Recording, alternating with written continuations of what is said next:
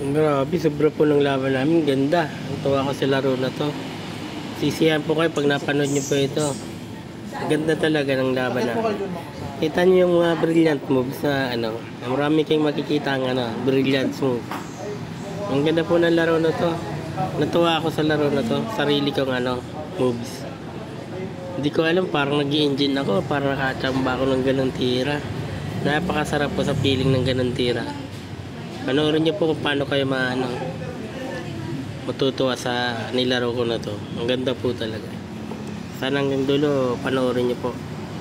Matutunan sana kayo sa mga tira na to. Ano lang po, relax lang pag naglalaro. Maraming salamat po.